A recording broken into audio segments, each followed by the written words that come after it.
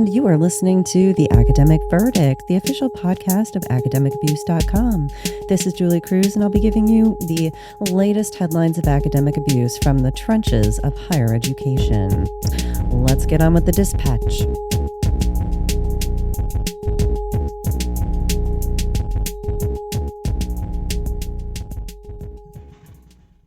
Hello, everyone, and welcome to The Academic Verdict. Today, we're going to interview our next guest and discuss their story of what happened to them in higher education, specifically in an adjunct teaching role. So let's start with you. Tell me about your role in the university. Yeah.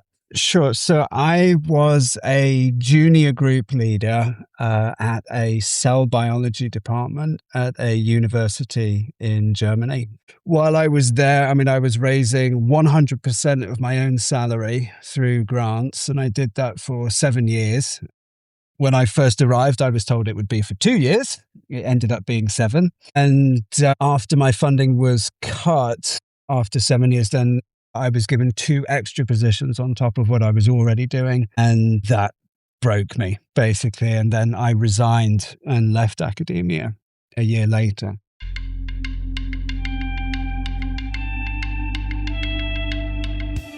This is almost like the story of our generation of scientists that, when we were coming through training, we were sold a vision of what an academic career could be, should be. And unfortunately, that career no longer exists. For me, one of the huge ironies of this, and in fairness, for me to walk away was enormously traumatic. I had wanted to be not just a scientist, but very specifically an academic ever since I stopped wanting to be an astronaut. So to voluntarily walk away from this was one of the most traumatic experiences of my life. And the huge irony is that, I'm now working in industry, and my day-to-day working life now is much closer to what I conceived of an academic life being. So, yeah, there's no need to hang around. Yeah. Is there any more that you want to share about those specific things that happened in your case? Yeah. Well, so in the context of the podcast and the themes you're addressing with here, what I really wanted to talk about was something that happened after I left, but which was symptomatic of a lot of what was going on in the department at the time. So after I left, I was still working on publications. Again, this is a great example of how much unpaid labor there is in academia, and you really realize that once you've left. I got involved in an authorship dispute with the head of the department. Now, this wasn't the first authorship dispute I've been in academia, but basically one of his PhD students had collaborated with my group on a project, and the head of the department had known about this, given his approval verbally, but had not been involved scientifically. And when the time came to write up the paper, I put him on the paper as an author, which I thought was justified. But he felt very strongly that he was entitled to be co-corresponding and second from last on the author list, despite the fact that he contributed nothing to this paper at that point. And to take that position would also have meant displacing a collaborator who'd been on this project right from its inception. And he also suggested that he was entitled to this position on financial grounds, of course, which is completely unethical. And I refused. Mm-hmm. And this escalated. And when it became clear that I was not going to back down, he threatened to accuse me of scientific misconduct unless I did as he wanted. And and because I'd already left, of course, he had to make this threat in writing. So it was sent to me by email. And in the email, he had inserted this line saying that this whole email was covered by German data protection law and was therefore not to be shared with anybody. So in other words, I was being threatened with an accusation of scientific misconduct and told that I had to keep that threat a secret. Uh-huh. What is even worse is that he threatened his own PhD student in the same way. This student was hauled into a meeting where the only other attendee was another professor from the same department. He was given a sheet of accusations to read and not allowed to take them away with him. And the student, who is no fool, promptly said that he was going to withdraw his data from the paper unless the head of the department was made co-corresponding and second from last. What else happened? There was also the professor circulated unsubstantiated rumors of scientific misconduct to the whole author group. When I tried to resolve this situation, he accused me of playing the victim. And then there was later a really bizarre face-to-face meeting I had with him when we managed to get the whole thing up and running again, where he claimed that he personally thought no misconduct had occurred, but that the university had felt that misconduct had occurred, and he was actually doing everything he could to protect me from the consequences of my own action. That is a ton to endure and unpack. I mean, they sound at this point like gangsters. Yeah. Well, I mean, I think too, what's extremely hard about these sort of situations, and I mean, in this case, I mean, I'm pretty sure we're dealing with a case of narcissistic personality disorder. What is extremely hard to articulate when you're going through these sort of experiences is that, you know, when you talk to other people, say, oh, my boss is being terrible, or he's bullying me, you know, people interpret that as, oh, they're being really aggressive or they're being nasty. But there's something very different about this sense that somebody is reaching out and attempting to coercively control your behavior. Exactly. This is a profoundly unsettling experience, and it's something that I think you don't really appreciate until you've been through it. Exactly. And it's not the same as sort of being forced to do something. It's the sense of being controlled, or somebody attempting to control you. That's, blackmail, extortion. That's not illegal criminal behavior. But I am curious, at what point during all of this, in the context of your 7-year timeline, did you start to put the pieces of the puzzle together? Okay, I'm being targeted, I'm being exploited. When did that shift for you?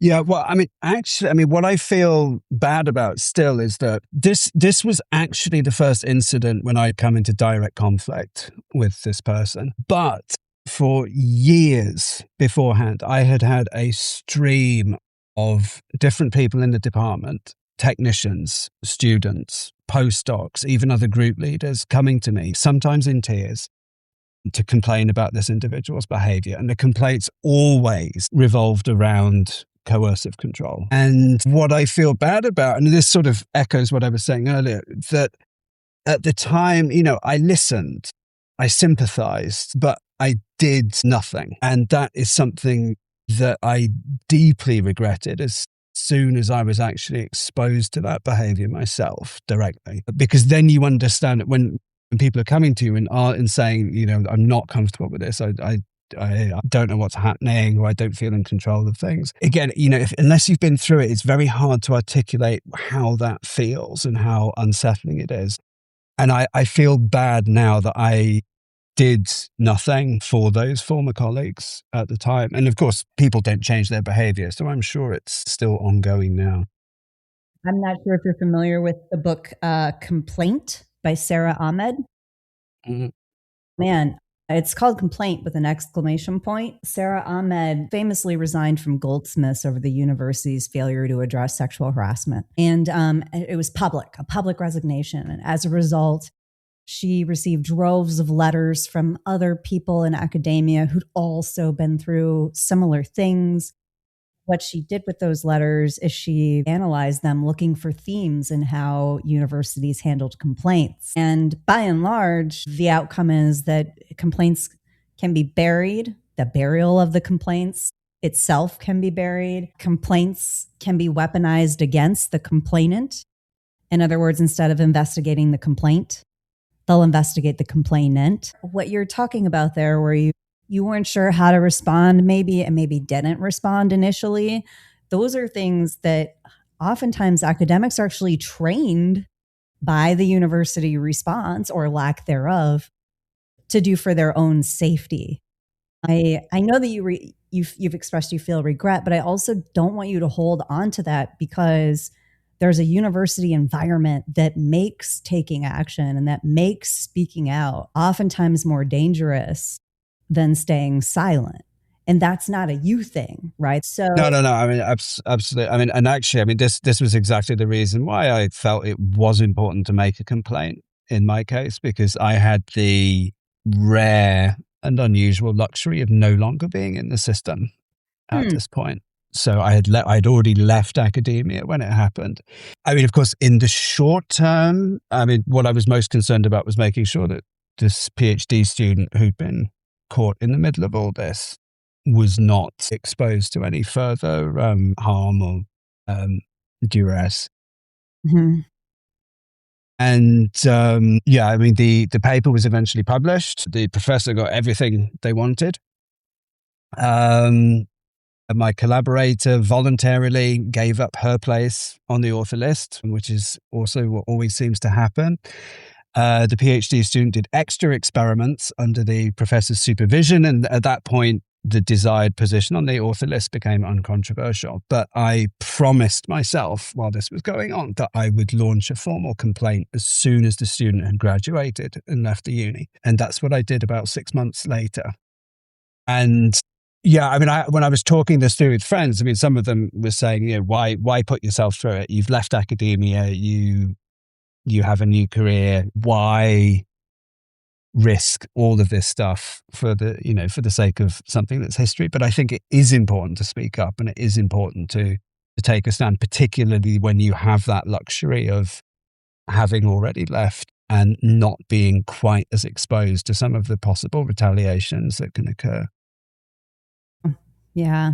Thank you for taking action. Yeah, well, I think funnily, I think the Harry Potter series is a good point of reference for this, because there's a line of Dumbledore's in the books where he says, the time is coming when people have to choose between doing the right thing and doing the easy thing, and there is some profound truth in that statement, and I would never blame anyone, and it's the majority of people, for doing the easy thing, because there were always very, very good reasons for doing the easy thing and staying silent and putting up with it. But I think if you are driven by a strong sense of what is right and a strong sense of morality and justice, then there is a kind of catharsis that comes from doing the right thing, even if it comes at Yeah. some risk. How long was it after you left that you decided to file a formal complaint? Oh, well, I mean, I decided to file a complaint while it was happening. And actually, to return to the earlier point, um, I mean, for people that don't feel comfortable or safe yet to speak up, I mean, I think two things that I would add to that. I mean, one is that it is an extremely helpful thing when you promise yourself that you are going to do something about it when the time comes. This is a way of lightening that load in the short term. And the other thing too is that generally abusers don't change their behavior over time. And so what happens to you remains relevant. I mean, just because a certain period of time elapses doesn't mean it didn't happen.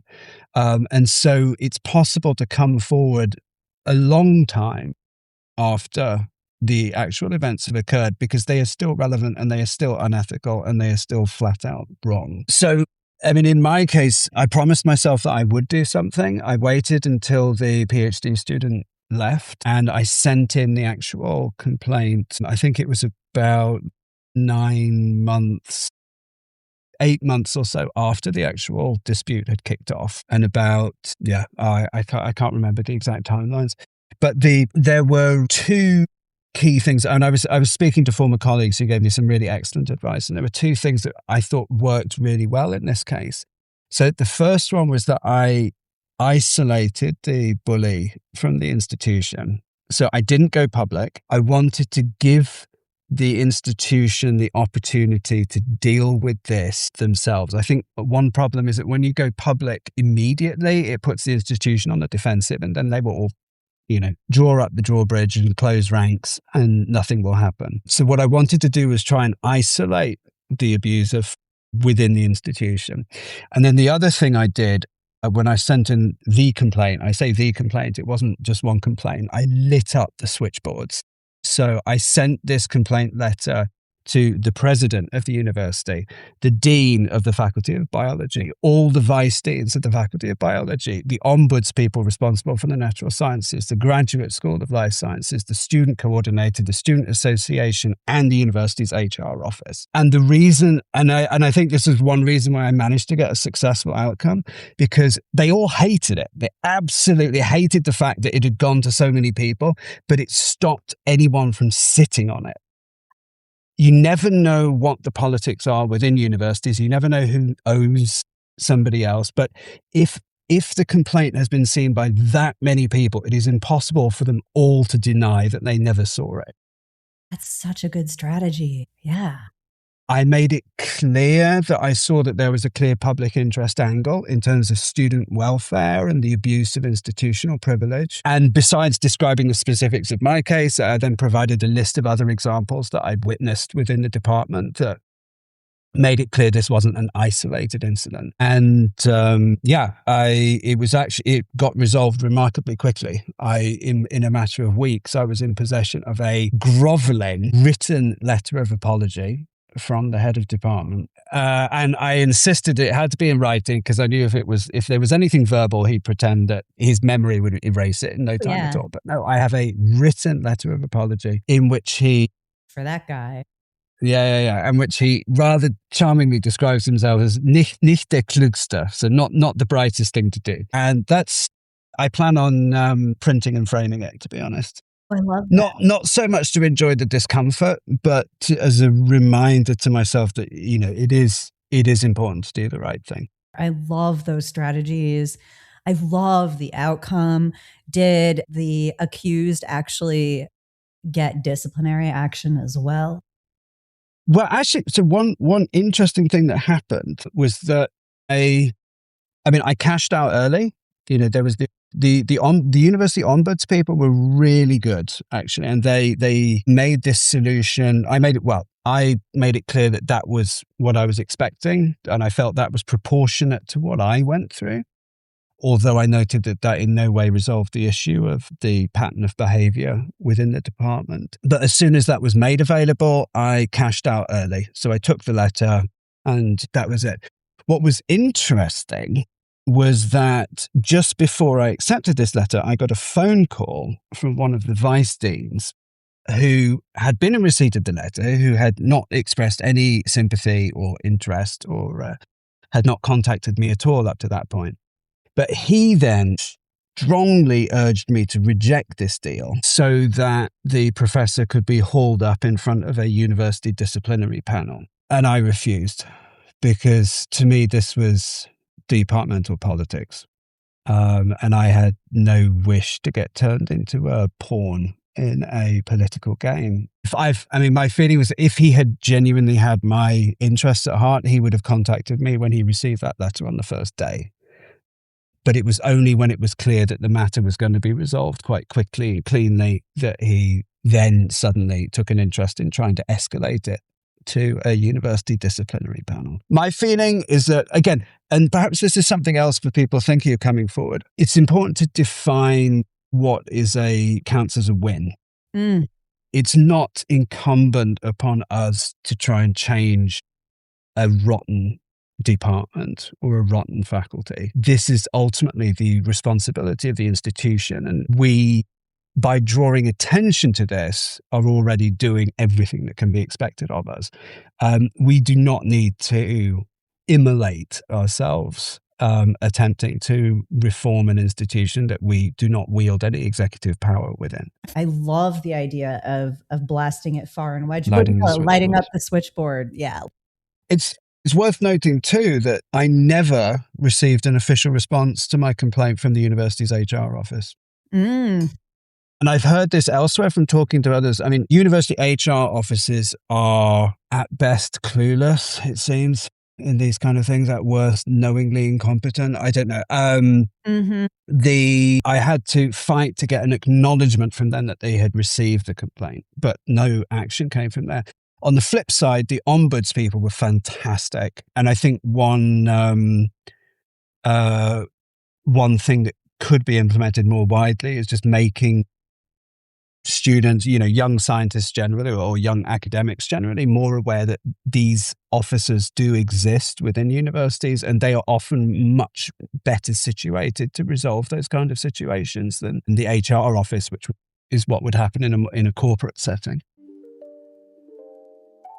A few general points. I mean, one is get as much evidence as you can in writing. I mean, that's difficult because I think a lot of experienced abusers and bullies are very good at making sure things are done verbally, and so there's no paper trail. But do always get things in writing if you can, and if need be, send an email after a meeting to say, this is my recollection of events. Is there anything you would disagree with?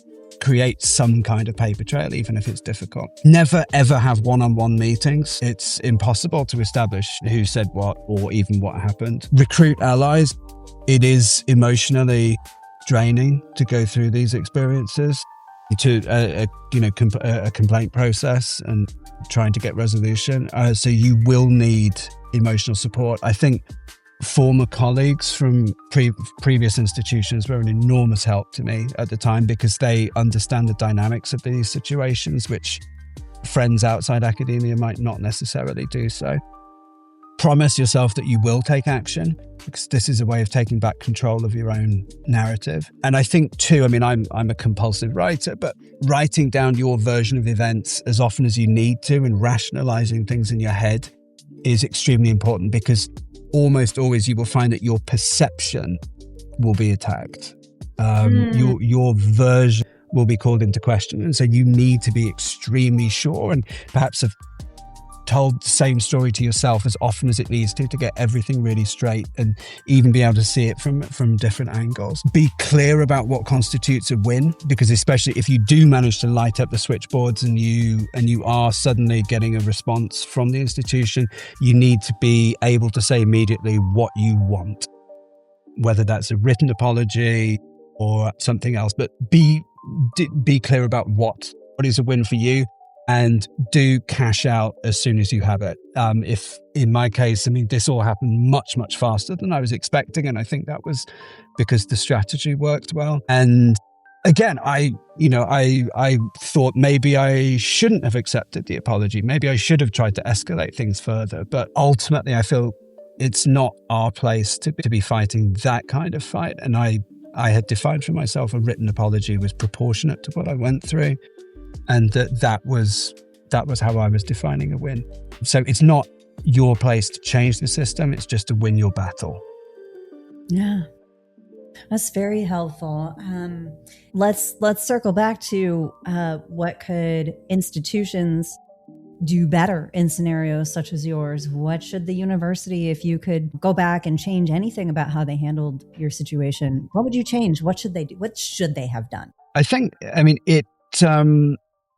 one of the simplest and most important things that any of the recipients of those letters could have done is to write to me to say, we will investigate, we will let things take their course, but we hear you, we appreciate you've been through something unpleasant, and we're sorry about that. And these are very easy platitudes, if you like to make, but they can be extremely helpful to people who have already taken a risk and probably have felt quite scared to come forward. That's one thing. There needs to be more institutional awareness of how you go about complaining if you feel that you've experienced inappropriate behavior. I confess, I did not even know that the ombuds people existed until after I'd left the uni. And they turned out to be the ones that were the most help in this complaint case. And also, I think in general, universities are often, unfortunately, guilty of kind of performative reform. So there'll be fine words and declarations, but there's often a lack of institutional follow through, particularly in terms of code of conduct. Funnily, I mean, after I moved into the private sector, I had this bizarre epiphany when I think in the first few months I had to, read the institution's code of conduct and sign to say that I had read and understood and would agree to abide to those terms. And that's a legally binding document. And I don't ever recall having had to do something similar in an academic setting. And that, that sort of thing is proper top-down leadership in an institutional way. Yeah. Yeah, you've all sorts of things are coming up for me as you say that. And one of them is the risk of filing a complaint, right? And such that you waited until you were out so that at least some of that risk was offloaded, some of it, not all of it. One of the things I contend is that if the risk of filing a complaint is professional suicide, then the risk of misconduct drops down to zero. They need to flip that. So we are about at time, which is very unfortunate because I have so enjoyed hearing your strategies and also feel so much empathy for what you went through. And I just want to thank you for sharing your story. Oh, thanks. Yeah, no, thanks for the opportunity to talk about it. You've been listening to The Academic Verdict. If you've experienced abuse in academia or have a story to share, email admin@academicabuse.com or submit a tip anonymously at academicabuse.com/#tip. Remember, stay safe, speak up, light the match.